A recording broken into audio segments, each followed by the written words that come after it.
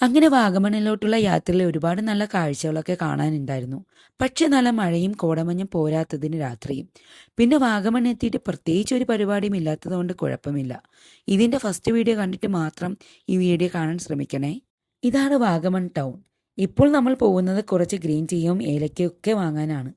വാഗമണ്ണിൽ നല്ല first quality ഏലക്കയും അതുപോലെ തന്നെ ഗ്രീൻ ടീയും കിട്ടും. ചെന്നപാടെ കണ്ണാടി ട്രെയിൽ നിന്ന് ഒരു കണ്ണാടി അങ്ങ് വാങ്ങി. അതുപോലെ തന്നെ ഗ്രീൻ ടീയും വാങ്ങി, പിന്നെ കുറച്ച് ഏലക്കയും വാങ്ങി.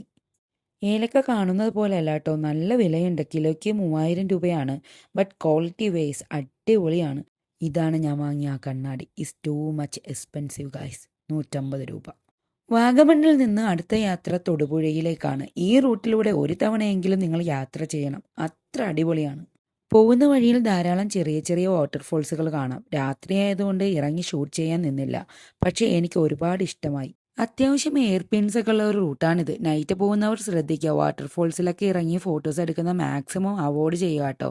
എസ്പെഷ്യലി നൈറ്റ് ടൈമിൽ. ഞാനിത് കണ്ടപ്പോൾ നിങ്ങളെയും കൂടി കാണിക്കാൻ വേണ്ടി വീഡിയോ എടുത്തതാണേ. അങ്ങനെ തൊടുപുഴയും മൂവാറ്റുപുഴയും കഴിഞ്ഞ് ആലുവയ്ക്കടുത്തുള്ള ഒരു നൈറ്റ് റെസ്റ്റോറൻറ്റിൽ വന്നെത്തി. സമയം ഏതാണ്ട് 12 മണി കഴിഞ്ഞിട്ടുണ്ട്. അത്യാവശ്യം നല്ല വിശപ്പുണ്ട് കേട്ടോ. ഈ ഒരു ടൈമിലും ഈ റെസ്റ്റോറൻറ്റിൻ്റെ ഒരു വൈബ് നിങ്ങൾ കണ്ടോ? ഓരോ സെക്ഷനും സെപ്പറേറ്റ് കൗണ്ടറും അതുപോലെ തന്നെ ഡിഫറെൻറ്റ് ആംബിയൻസും. എടുത്തു പറയേണ്ട മറ്റൊരു കാര്യം ഇവിടുത്തെ സിറ്റിംഗ് അറേഞ്ച്മെൻറ്റ്സ് ആണ്.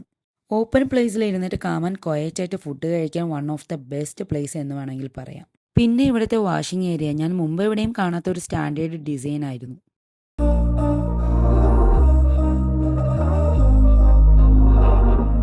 We were sparks on quiet streets.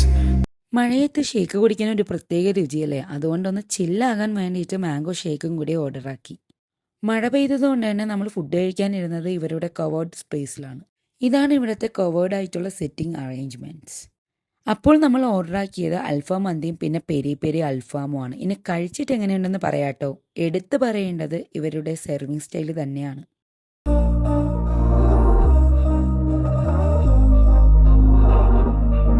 Food table കൊണ്ട് വെച്ചപ്പോൾ മുതൽ നല്ല സ്മെല്ലുണ്ട്. നല്ല വിശപ്പ് കൊണ്ടാകാം അറിയില്ല. ഈ ടൈമിലും റൈസൊക്കെ സ്റ്റിൽ ഹോട്ടാണ്. പിന്നെ അൽഫാം ആണെങ്കിൽ പറയും വേണ്ട, ഹോട്ട് ആൻഡ് ജ്യൂസിയാണ്. അപ്പോൾ ഇനി കഴിച്ചു നോക്കിയാലോ. നല്ല വിശപ്പുള്ളത് കൊണ്ട് സത്യത്തിൽ ക്ഷമയില്ല കേട്ടോ. ടേസ്റ്റ് വൈസ് പറയുകയാണെങ്കിൽ it's delicious. The mango shake എത്തി. ക്വാളിറ്റി ഒന്നും പറയാനില്ല. ടേസ്റ്റ് വൈസ് ആണെങ്കിൽ മസ്റ്റ് ട്രൈ ഐറ്റം. ഫുഡൊക്കെ കഴിഞ്ഞപ്പോൾ നമ്മൾ നേരെ തിരിക്കുകയാണ്. ഇനി ഒറ്റ സ്ട്രെച്ച് ട്രിവാൻഡ്രത്തേക്ക്. പോകുന്ന വഴിക്ക് കണ്ടതാണ് കേട്ടോ ഈ ഒരു വലിയ ആക്സിഡൻറ്റ്. കണ്ടപ്പോൾ ഒത്തിരി വിഷമമായി. നൈറ്റ് ഡ്രൈവ് ചെയ്യുമ്പോൾ എസ്പെഷ്യലി മഴയും കൂടി ഉള്ളപ്പോൾ മാക്സിമം കെയർഫുള്ളായിട്ട് പോവുക. അപ്പോൾ അത്രയേ ഉള്ളൂ. ടാറ്റാ.